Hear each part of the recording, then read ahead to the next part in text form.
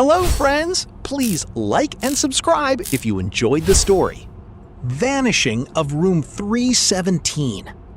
On a cold November night in 1998, the old Blackwood Hotel stood almost empty.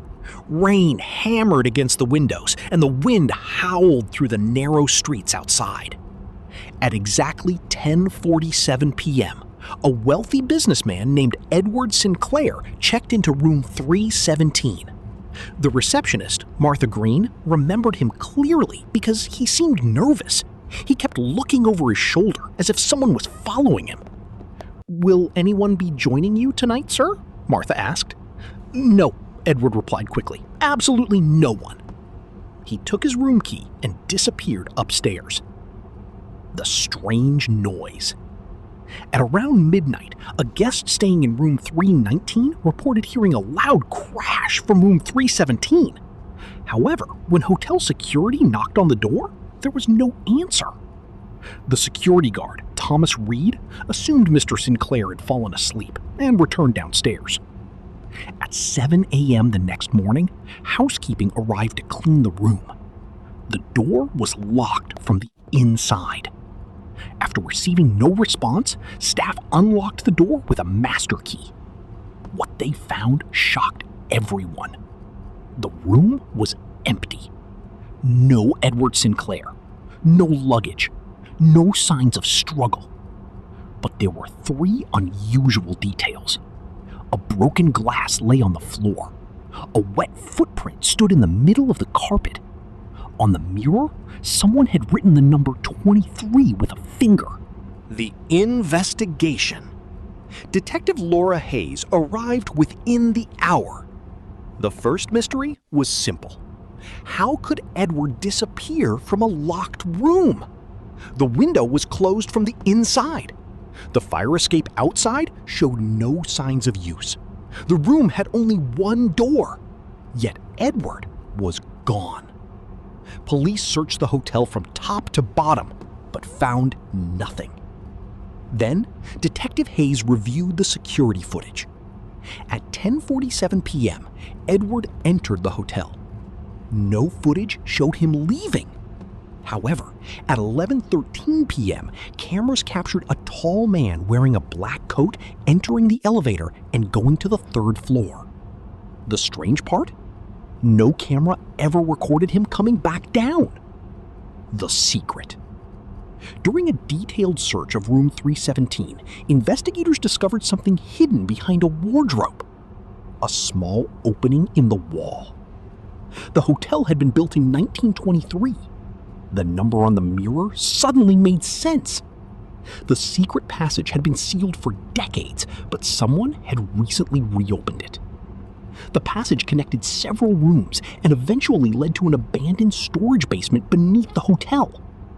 In the basement, detectives found Edward's watch.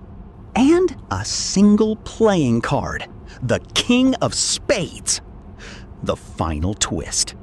Police eventually uncovered Edward's past.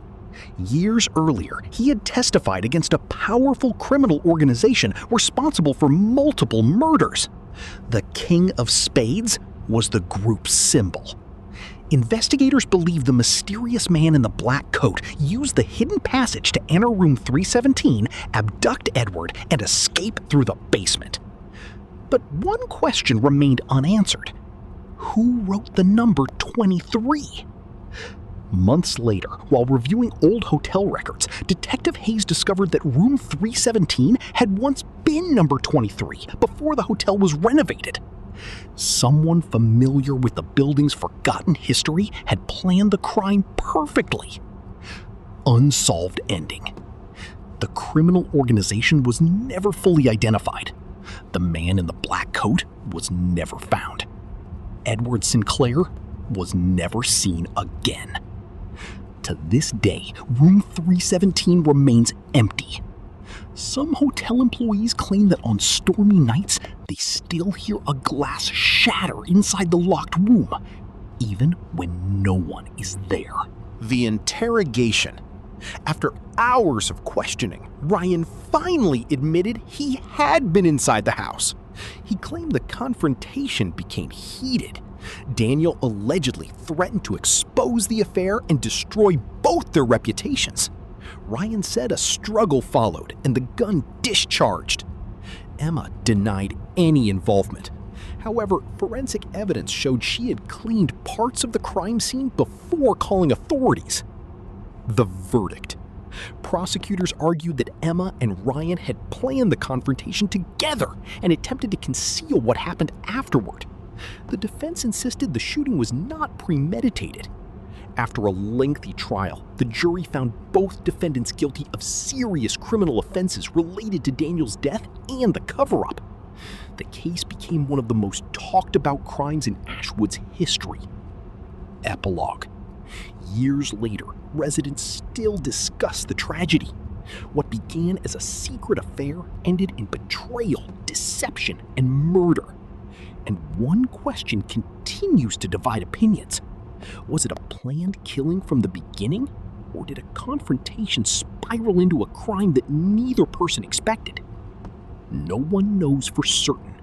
If you liked it, please give it a like and subscribe. Bye!